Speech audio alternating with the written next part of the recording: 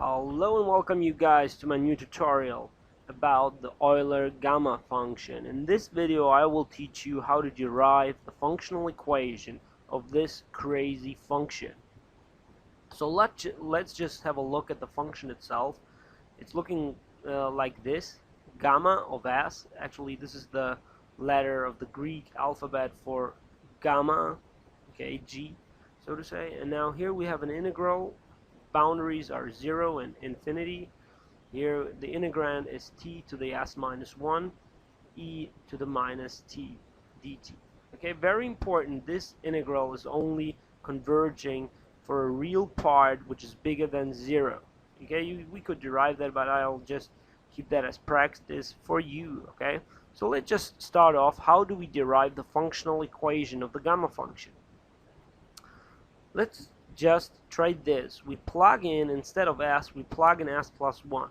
So here above we get s plus 1, and if we just simplify this, we get an integral from 0 to infinity t to the s e to the minus t dt. Okay, now what will I do next? I'm just doing a partial integration on this thing. Very important, the first part is the part that is going to be down integrated, and this part is going to be up integrated. So actually only this first, we integrate this, and the integral of e to the minus t is minus e to the minus t. Multiply this with this function. We didn't change anything. The boundaries are infinity and 0, and here we get minus, and here 0, infinity. Now here we have to differentiate this function t to the s, and the other part which we integrated first, minus e to the minus t, just stays invariant, so we didn't change anything on that. Now this part actually is going to get to become 0. Okay, if you plug in 0, you will see automatically that this will become 0. For infinity it's a little bit harder, because you will actually get this to tend to 0 and this tend to infinity, and we have a complex variable here above. But actually, if you use L'Hopital's rule, you will see that this is converging to 0. Okay, so this is out of the equation, and this minus will cancel. So let's see what we get. So I took out these, so these both minus signs cancel. This is equal to 0, and the differentiation of this gives us s multiplied with t to the s minus 1 and e to the minus t dt. Now I just take this s out of the integral, because it's actually not part of the integration. It's just like a c constant in an integral, so I take it out. And now let's have a look what we have here.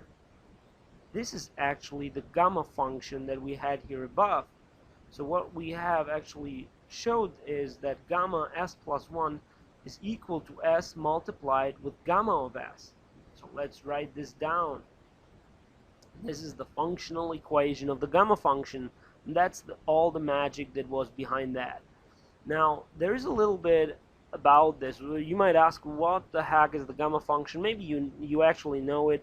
The motivation was to find an analytical function that is equal to the factorial function for integer numbers. And actually, if you do that, if you just plug in for s an integer number, use the functional equation, and use it iteratively again and again and again, then you see you have n multiplied with n minus 1 multiplied with n minus 2 and so forth. Actually, you end up having n faculty.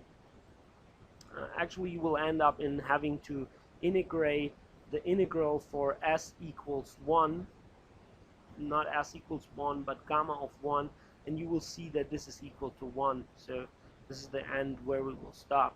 And I think this concludes this lecture. I hope you had a little bit fun, and I hope you will stay tuned for my next tutorials, and please subscribe if you want to see the new videos. Okay, so see you guys.